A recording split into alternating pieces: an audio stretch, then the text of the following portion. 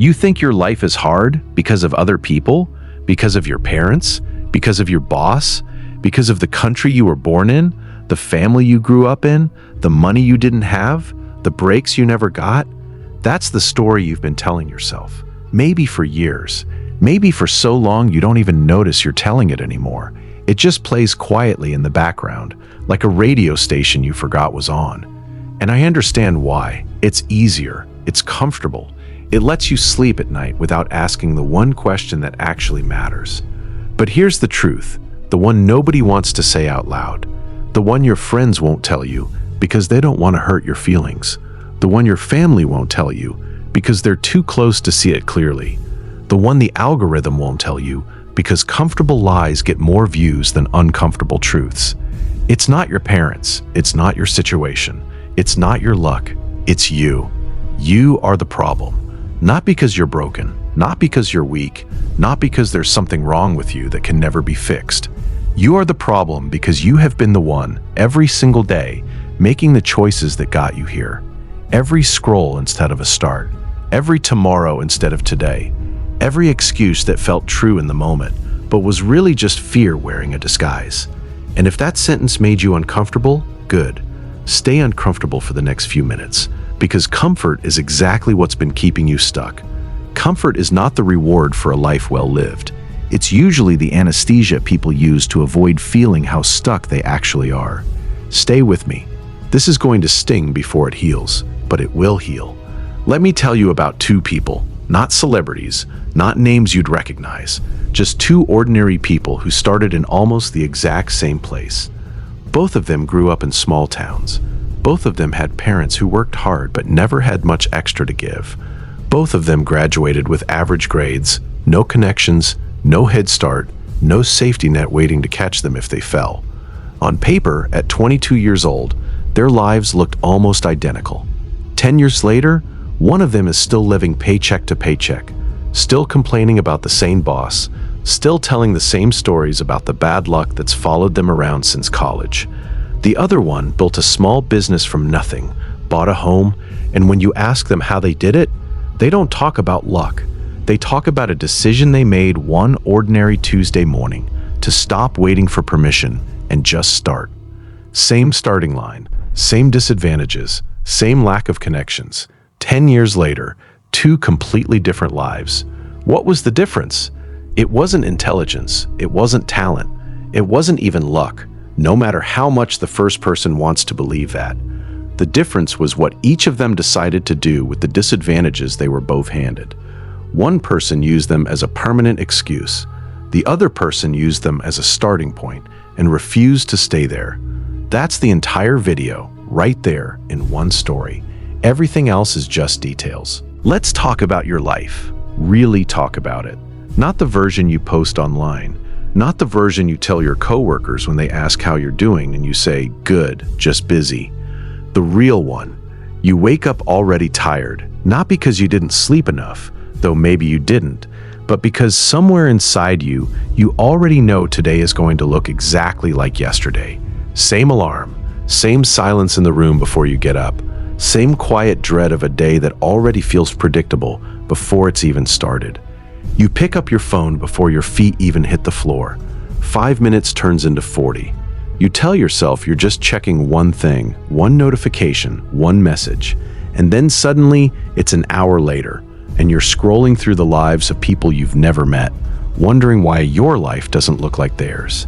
You put the phone down feeling worse than when you picked it up, and somehow, tomorrow morning, you do it again. You blame your past, the way you were raised, the people who let you down, the chances you didn't get. And listen, some of that pain is real. Nobody is saying it isn't. Maybe your parents really did fail you in ways that still ache. Maybe you really were dealt a harder hand than some people around you. That's not being denied here. But somewhere along the way, you turned your past into a permanent excuse. You turned it into a story you tell yourself so you don't have to try, because if you never try, you never have to face the possibility of trying and still failing. You wait for motivation. You keep waiting for that one morning where you wake up and suddenly feel like a different person, ready, fired up, unstoppable.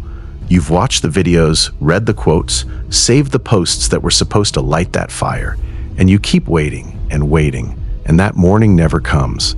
Because motivation was never going to save you. It never does. It's a feeling, and feelings are the least reliable thing you own. They show up when they want, they leave when they want, and they answer to absolutely no one, least of all you. You overthink everything. Every decision becomes a courtroom trial in your head. Should I start now or wait until Monday? Should I message them or not? Should I take the job or stay safe? Should I post this or delete it? Round and round it goes, the same thoughts on a loop, prosecution and defense arguing the same case for the 1,000th time, until the day ends and you realize you thought about your life instead of living it. And then you wonder why nothing changes. You scroll for hours and call it relaxing, even though you feel worse after than before. You tell yourself it's just how you unwind, but deep down, you know relaxation shouldn't leave you feeling emptier than when you started. You say you'll start the diet tomorrow. You say you'll start the workout Monday. You say you'll start the business next month, next year, when things settle down. But things never settle down. Life doesn't wait for the perfect moment, because the perfect moment is a myth you invented to protect yourself from failing. There is no version of next year where everything is calm, every obstacle is cleared, and the path is finally wide open. That version doesn't exist. It never has, for anyone, in the entire history of people who ever built something. You compare your beginning to someone else's middle. You see a stranger's success online and feel a knife twist in your stomach. And instead of using that feeling as fuel, you use it as proof that you're behind, that you're not enough, that maybe you never will be. You don't see the 5 years of failure behind their highlight reel. You don't see the version of them that once felt exactly like you feel right now. You only see the finished product, and you measure your rough draft against their final cut. You say, "I don't have time," while spending 3 hours a day on a screen that gives you nothing back. You say, "I don't have the resources," while people with far less than you have built entire empires out of nothing but discipline and refusal to quit. People who started with less education, less money, less support, and somehow ended up further ahead, not because the universe favored them, but because they refused to let their starting point become their ending point. You say, "It's not the right time," as if time is going to arrange itself perfectly for you one day, hand you a golden ticket, and say, Now you're allowed to try. That day isn't coming. Here is where everything changes. Right here. This is the moment. Don't look away from this part. Your life isn't stuck. Your mindset is. Read, or rather, hear that again. Your life isn't stuck. Your mindset is. The circumstances you're in are not a cage. They're a mirror. They're reflecting back to you the sum total of every decision you've made, every excuse you've accepted, every hard thing you've avoided, every comfortable lie you've chosen instead of an uncomfortable truth. Your current life is not a punishment being done to you. It's a report card written by you, on you, based on how you've spent your days. You don't lack opportunities, you lack action. Right now, today, in this exact moment, there is someone with less talent than you, less money than you, less connections than you, who is out there building the exact life you say you want. Not because they're smarter, not because the universe likes them more, but because they decided, at some point, to stop waiting and start moving, even scared, even unsure, even without a guarantee that it would work out. They didn't have it figured out either. They just started before they felt ready and figured the rest out on the way. You have watched hundreds of videos like this one. You've read the quotes, you've saved the posts, you've nodded along and felt that little spark of motivation, and then gone right back to the exact same patterns the next morning. Why? Because information was never your problem. You already know what to do. You've known for years. You could probably write this exact script yourself if someone forced you to sit down and be honest. The problem was never knowledge. The problem is that knowing and doing live in two completely different rooms, and you've been standing in the doorway between them for far too long, too afraid to walk all the way through. The real enemy is not outside of you, it's inside you. It's not your boss, it's the version of you that stays quiet instead of asking for what you're worth. It's not your circumstances, it's the version of you that says, someday, instead of today.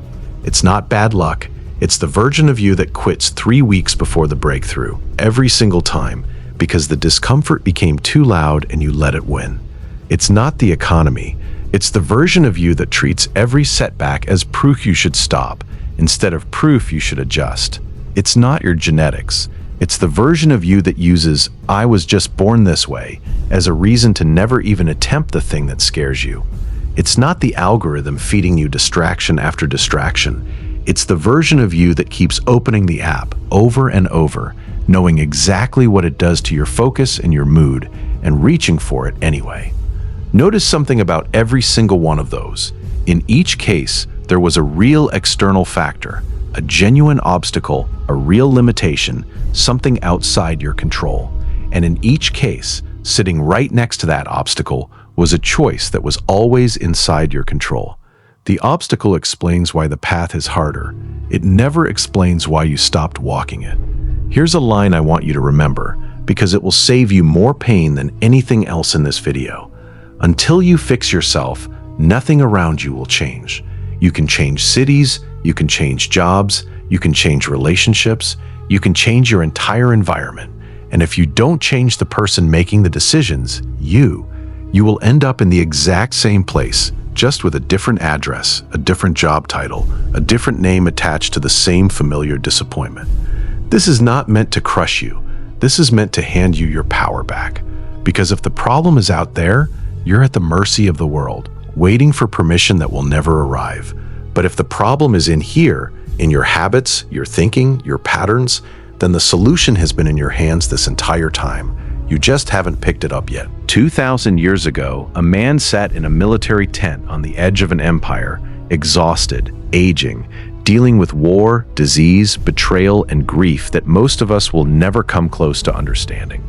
His empire was under constant threat. Plague had swept through his own household. He had buried children he loved, and instead of writing complaints, instead of blaming the world for the weight it had placed on him, he wrote reminders to himself, private ones, never meant for an audience, never meant to be published, never meant to become one of the most read books in human history, just a man trying to keep his own mind in order in the middle of chaos he could not control. That man was Marcus Aurelius, Emperor of Rome.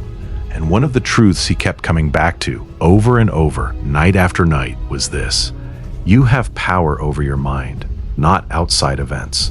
Realize this and you will find strength. Let that sink in for a second. This wasn't some comfortable philosopher living in peace, giving advice from a garden with nothing at stake. This was a man who had every reason in the world to blame his circumstances, more reason than almost anyone reading this right now. And instead, he turned inward every single day and asked one question: what can I actually control here? Not the war, not the plague, not the people around him who betrayed him, just his own mind, his own reaction, his own next move. Everything else he let go of, not because he didn't care, but because gripping onto things outside his control only drained the strength he needed for the things within it. Let's translate that into language that actually matters for your Monday morning. You can't control the economy. You can't control what your parents did or didn't give you. You can't control what other people think of you, what opportunities were or weren't handed to you, what your starting point in life looked like.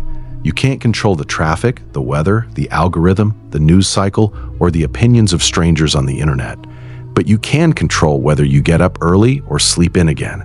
You can control whether you finish what you started or quit at the first sign of difficulty. You can control whether you spend the next hour building something or scrolling through everyone else's highlight reel. You can control your response to failure, whether it becomes information you learn from or an excuse you hide behind. You can control the words you say to yourself when no one else is listening. The Stoics had a phrase for this: the dichotomy of control. Some things are up to us, some things are not. Wasting your energy on the things that are not up to you is like trying to grip water. The tighter you squeeze, the faster it slips through your fingers, and all you're left with is exhaustion and empty hands. But the things that are up to you, your effort, your discipline, your attitude, your next decision, those you can hold on to with everything you've got, and no one, not your past, not your circumstances, not a single other human being, can take them from you. They are the one possession that can never be stolen, never be taxed, never be repossessed. This is an ancient theory locked away in a dusty book that only philosophy students read. This is the exact operating system for anyone who has ever built something real out of nothing. Athletes use it when they walk onto the field after a devastating loss and have to find a way to reset their mind before the next play. Founders use it when their business is bleeding money and they have to decide, again, whether to keep going. Soldiers use it in the middle of chaos they never asked for. Anyone who has ever had to keep moving forward through pain has, at some point, whether they knew the word Stoic or not, discovered this same truth on their own, usually the hard way. You can't control life, but you can control yourself. And once that sentence actually lands, not just in your head, but in your chest, in the place where your excuses used to live, everything starts to shift. Now let's make this practical. Let's turn philosophy into action. 4 lessons. Write these down if you have to. Say them out loud if that's what it takes for them to stick. These are not going to be complicated. They're going to be simple, almost annoyingly simple, because the truth usually is. Complicated ideas are easy to hide behind. Simple ones demand action, and that's exactly why most people avoid them. Lesson 1. Stop blaming. The problem? You blame others. You blame your parents for how they raised you. You blame your ex for how they hurt you. You blame your boss for underpaying you, your friends for not supporting you, your city for not offering you enough. And here's the uncomfortable part. Some of that blame might even be justified. Some of those people really did wrong you. Some of those situations really were unfair. But justified blame still keeps you stuck. Think about it like this. Imagine someone gets injured in an accident that truly was not their fault. A stranger runs a red light and hits their car. That injury is not their fault at all, not even 1%. But here's the part that decides the rest of their life. Whether they recover, whether they walk again, whether they rebuild their strength, that part becomes entirely their responsibility, whether they like it or not. The person who caused the accident isn't the one who has to sit through months of physical therapy. The injured person is. Fault and responsibility split apart the moment the damage is done, and only one of them determines what happens next. Your life works the same way. Whatever happened to you, unfair parents, a bad break, a betrayal you didn't deserve, that's the accident. It's real. It happened. It might not have been your fault at all, but the recovery, the rebuilding, the next chapter, that part is yours whether you asked for it or not. Here's the truth. Responsibility is power. The moment you say it's their fault, you hand over control of your life to someone else. You are essentially saying, my future depends on what other people did to me. And if that's true, then your future is not in your hands. It's in theirs, forever. You become a character in someone else's story instead of the author of your own. But the moment you say, I am responsible for what happens next, even if none of it was originally your fault, you take the steering wheel back. You stop being a passenger in your own life and start being the driver, even on the roads you didn't choose. There's a difference between fault and responsibility, and almost nobody teaches you this. Fault is about the past, who caused what. Responsibility is about the future, who's going to fix it. You didn't cause the divorce your parents went through. You didn't cause the economy to crash the year you graduated. You didn't cause someone to betray your trust. But you are the only one who can decide what happens from here. No committee is going to vote on your future. No court is going to assign someone else to live your life for you. It's you. It was always going to be you. The fix? Own everything, even if it's unfair. Own your reactions. Own your effort. Own your choices going forward. Not because it's fair, it isn't, but because it's the only path that actually leads somewhere. Blame feels good for about 5 minutes. It gives you a temporary hit of righteousness, a feeling of being the victim who was wronged. Then it leaves you exactly where you started, except a little more bitter than before, and the bitterness compounds every time you reach for it again. Think about the people you admire most, the ones who came from nothing and built something extraordinary. Almost every single one of them, if you actually listen to their story, made a decision at some point to stop blaming and start owning. Not because their pain wasn't real, not because what happened to them didn't matter, but because they realized blame was a dead end, and ownership, however painful, however unfair, was the only road that led forward. They stopped asking, "Why did this happen to me?" and started asking, "What am I going to do now that it has?" That single shift in language, from "why me" to "what now," is one of the most powerful changes a person can make. Try it this week. Every time you catch yourself blaming, replace it with that question, "What now?" Not to dismiss the pain, just to stop living inside it. Lesson 2. Kill overthinking. The problem? You think instead of acting. You've built an entire second job in your own head, a job where you analyze every possible outcome, every risk, every worst-case scenario, before you ever take a single real step. You call it being careful, you call it planning, you call it doing your research. But really, underneath all those respectable labels, it's fear wearing a disguise. Here's the truth. Thinking is not the same as progress. You can spend 3 hours thinking about starting a business and accomplish nothing. Not one email sent, not one product made, not $1 earned. Just hours of mental noise that felt important in the moment and vanished the second you closed your laptop. You can spend 3 hours actually building, even badly, even imperfectly, even with mistakes scattered across every step, and accomplish something real, something that exists in the world instead of only in your head. The gap between those two people isn't intelligence, it isn't luck, it's the willingness to act before every question is answered. Overthinking feels productive because it's uncomfortable, and your brain has been trained to associate discomfort with effort. If it feels hard, it must mean you're working, right? Wrong. Sitting with anxious thoughts, replaying the same worries on a loop, running the same scenario through your head for the 40th time is not effort. It's a trap disguised as diligence. It burns your energy without ever spending it on anything that actually moves you forward. Picture two people standing at the edge of the same decision.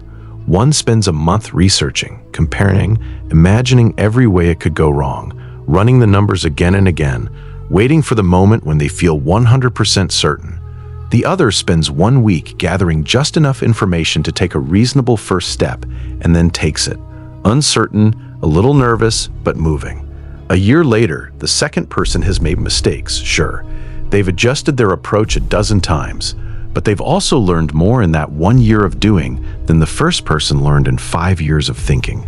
Because the world only teaches you through contact. It doesn't teach you through imagination. The fix? Act first, adjust later. You don't need the perfect plan. You need a rough plan and the courage to start moving. Every person who has ever built anything meaningful started with an incomplete plan and figured the rest out along the way. The people who wait for certainty before they move are still waiting. Right now, somewhere. Still waiting. Still refreshing the same search results. Still telling themselves they just need a little more information before they're ready. Here's a simple test. If you've been thinking about the same decision for more than a week without taking any action at all, you're not gathering information anymore. You're hiding. You already have enough to take one small step. Take it. You can course correct once you're moving. You cannot course correct while standing still. A car has to be in motion before you can turn the wheel. Standing in a parked car and turning the wheel does absolutely nothing, no matter how hard you turn it. Think about how many people you know, maybe including yourself, who have been thinking about the same idea for years. Starting a small business on the side, going back to school, leaving a job that drains them, having a conversation that needs to happen. Years pass. The idea doesn't change. The excuses around it just get more sophisticated.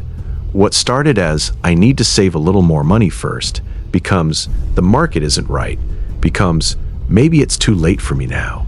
None of those are actually about the idea. They're about the fact that thinking feels safer than doing, and as long as the idea stays in your head, it can never fail.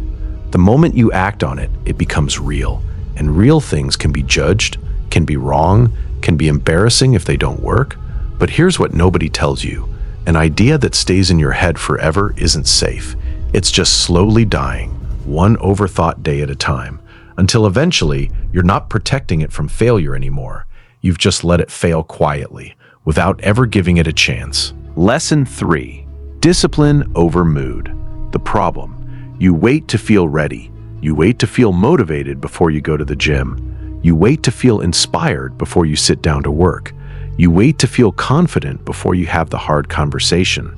And that feeling, that magical, ready feeling, rarely shows up on command.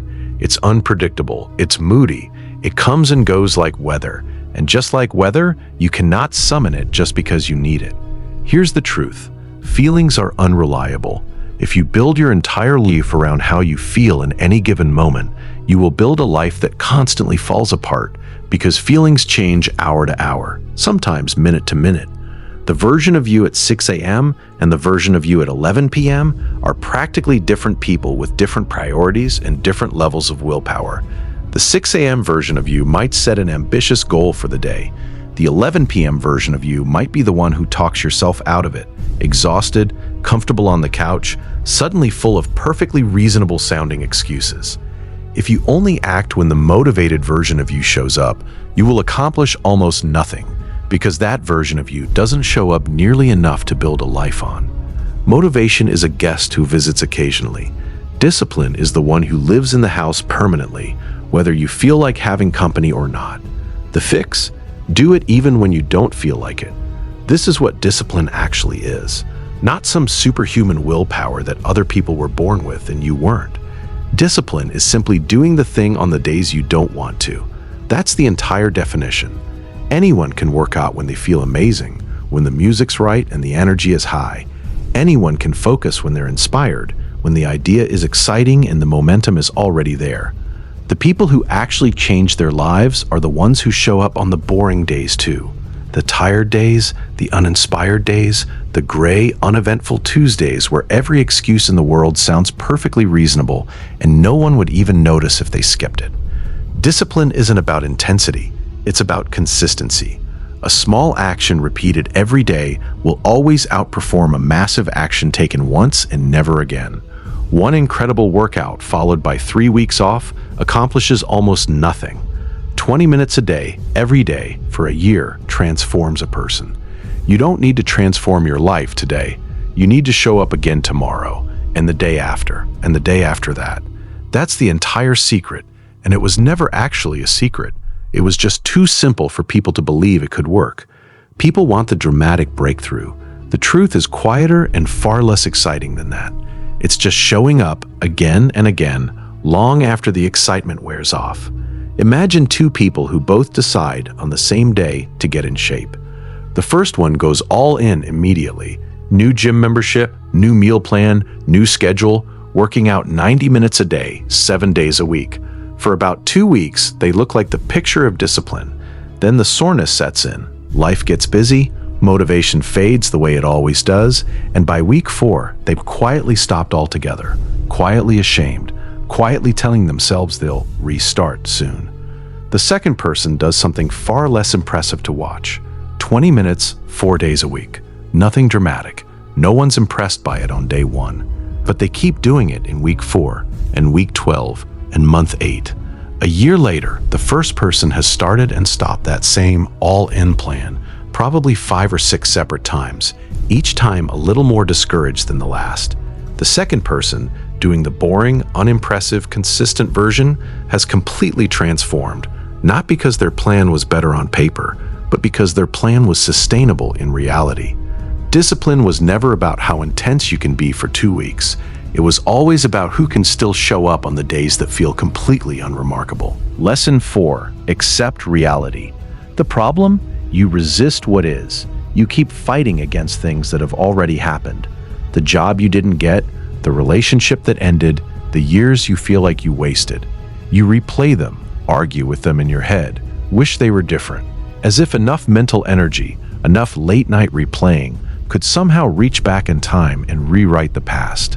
Here's the truth. Resistance is suffering. The Stoics understood this better than almost anyone in history.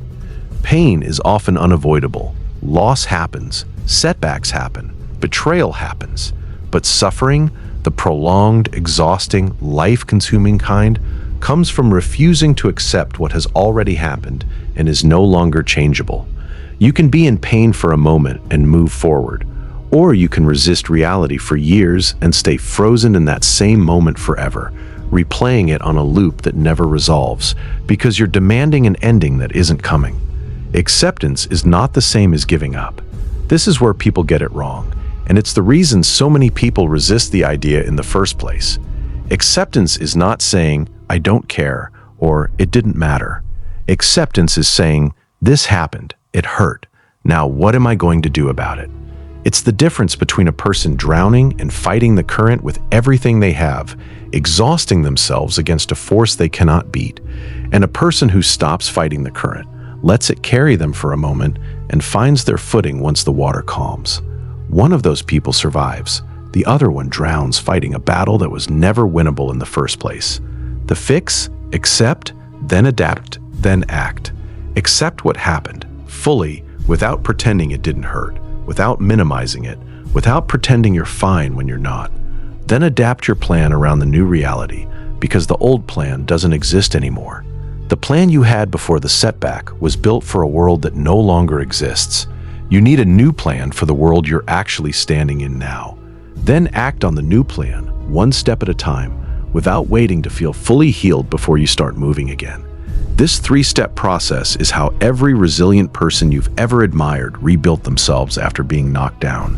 Not by pretending nothing happened, not by staying stuck in the wreckage, sifting through the same debris over and over looking for an answer that isn't there, but by accepting it, adjusting the plan, and moving forward anyway, carrying the scar, but not carrying the weight of endless resistance along with it.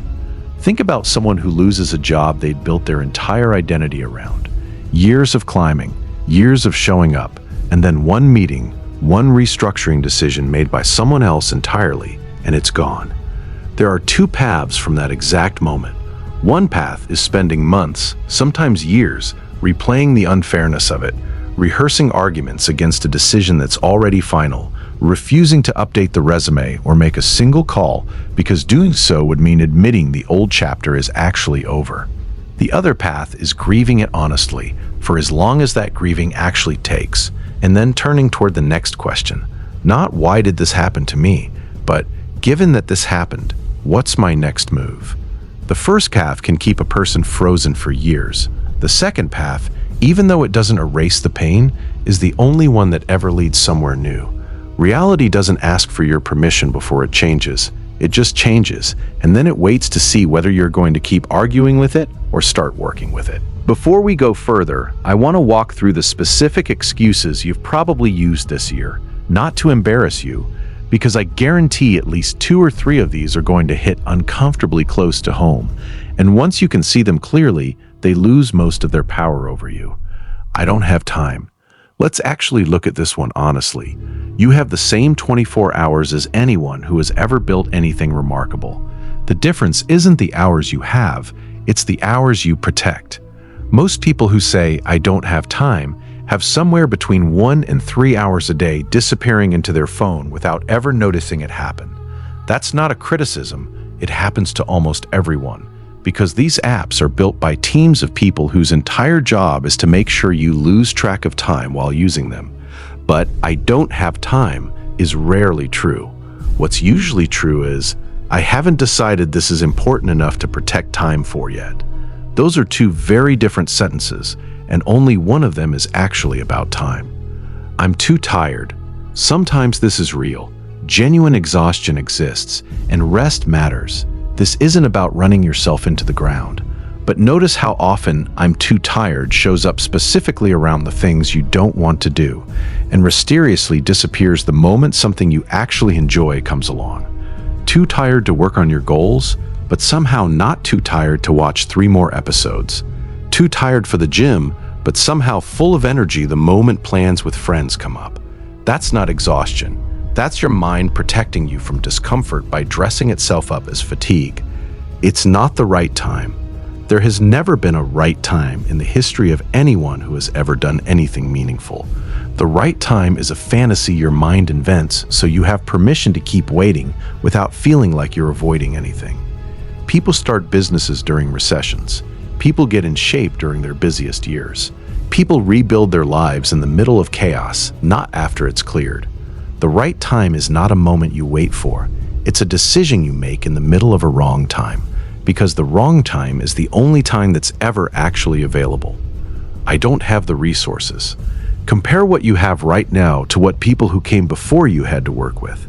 No internet, no free tutorials, no cheap tools, no access to information that used to require years of formal education just to obtain. Somehow, people still built extraordinary things. Today, you're carrying more computing power and more free access to knowledge in your pocket than entire universities had available a few decades ago, and it's being used mostly to watch strangers dance. The resources aren't the bottleneck. They never really were. What if I fail? Here's the honest answer to this one. You probably will. Not permanently, not completely, but somewhere along the way, yes, you will fail at something you attempt. Everyone does. The people you admire most have failed more times than you've probably even attempted anything at all. The difference between them and the person who stays stuck isn't that they found a way to avoid failure. It's that they stopped treating failure as proof they should quit and started treating it as proof they were actually in the arena instead of watching from the sidelines. Failure isn't the opposite of success. Staying stuck forever is the opposite of success. Failure is just a stop along the way for absolutely everyone who ever got anywhere. I'll start when I feel ready. You will never feel fully ready. Not for the business, not for the relationship conversation, not for the workout program, not for the career change. Readiness is not a feeling that arrives before action. It's a feeling that gets built through action, slowly, uncomfortably, one repetition at a time. Waiting to feel ready before you start is like waiting to feel warmed up before you stretch. The stretching is what warms you up. The starting is what makes you ready. Let's be honest with each other for a moment. No motivational fluff, no soft landing, just the truth. No one is coming to save you, not your parents. They've done what they were going to do, for better or worse, and that chapter is closed. Not a partner. Someone else's love, however real, cannot replace your own discipline. It can support you, but it cannot do the work for you. Not a mentor, not a lucky break, not some future version of the economy that magically favors you. No one is coming with a rope to pull you out of wherever you feel stuck. You've probably been waiting for that rope for a while now, if you're honest with yourself. No one cares enough to fix your life. That might sound harsh. It's not meant as an insult. It's meant as a release. Because once you stop waiting for someone else to hand you the life you want, you stop wasting your energy waiting, and you start spending that energy building instead. People are busy living their own lives, carrying their own weight, fighting their own battles you know nothing about. They don't have the time, the responsibility, or honestly, the ability to fix yours.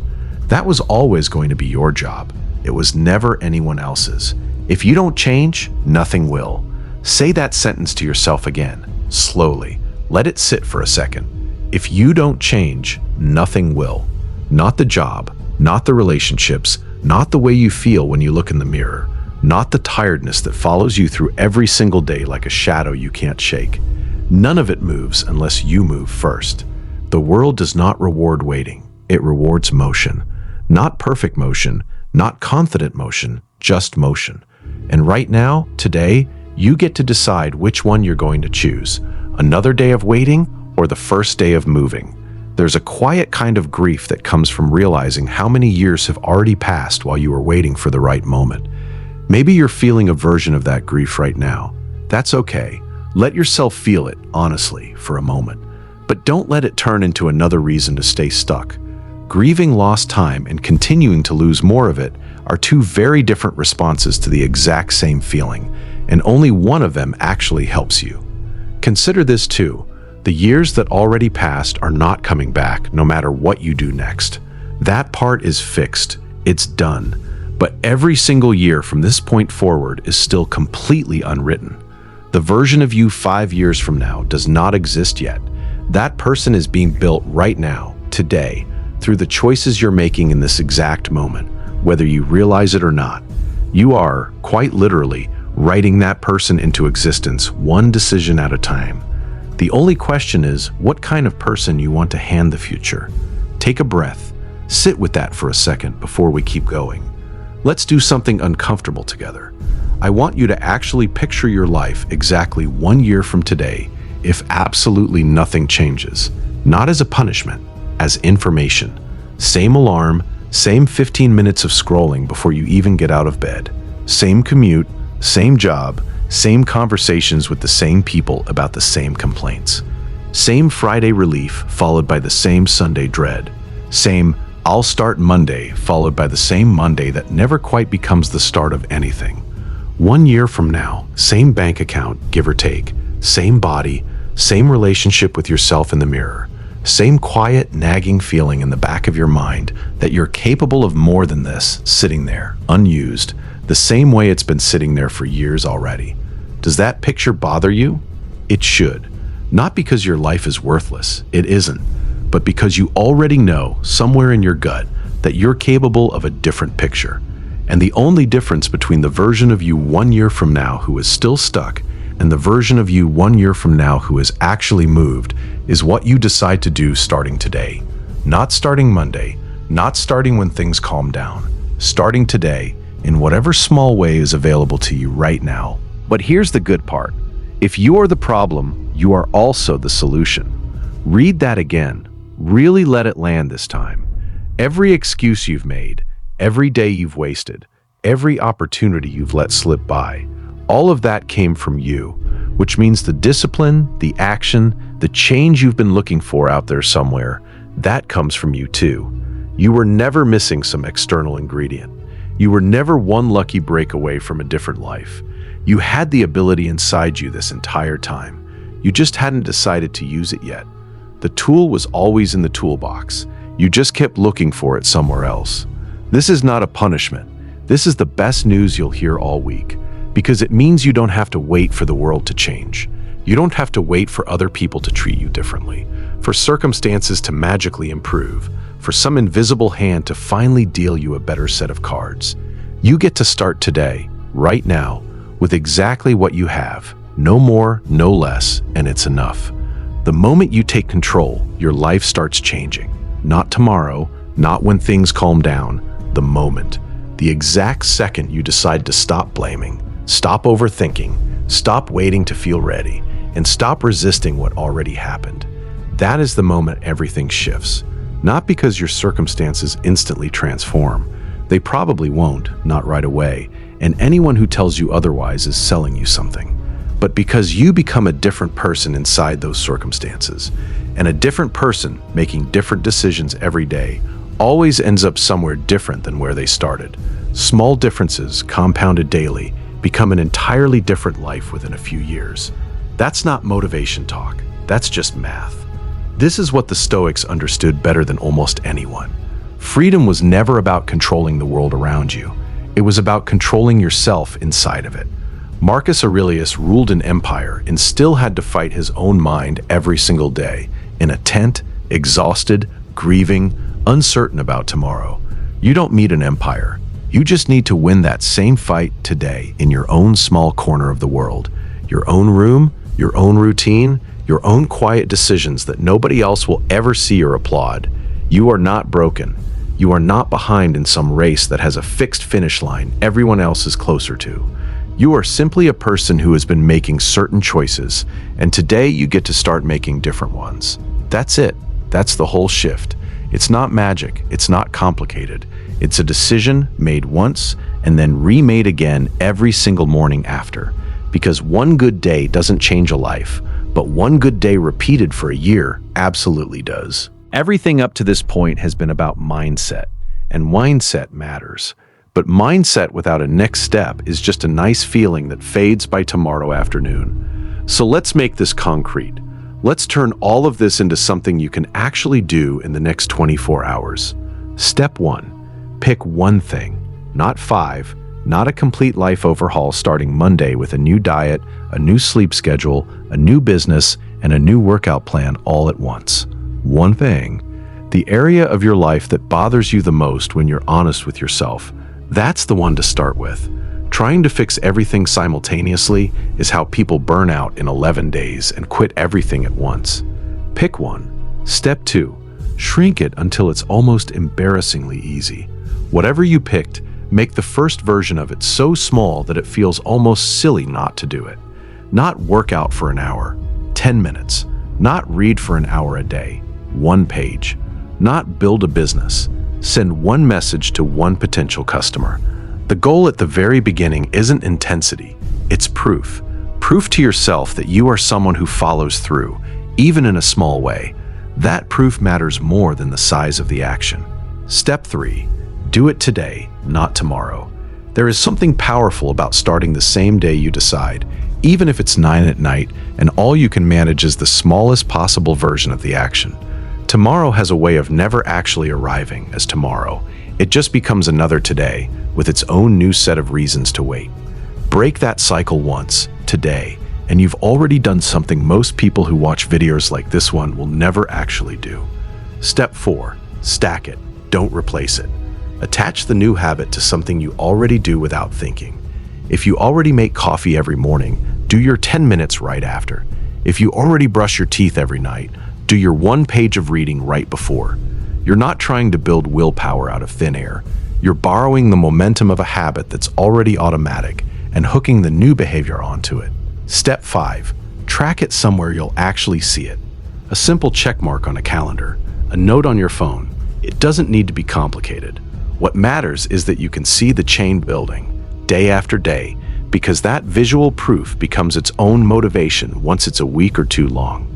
Most people underestimate how much seeing their own consistency in black and white keeps them going on the days they don't feel like it. Step 6. Expect the ugly middle. Around day 7 to day 20, motivation completely disappears. This is not a sign you're failing. This is the most predictable part of the entire process, and almost nobody warns you about it. The initial excitement fades, the results haven't shown up yet, and all that's left is the decision to keep going or stop. Everyone who has ever built a lasting habit has walked through this exact stretch. Knowing it's coming means you won't mistake it for a signal to quit.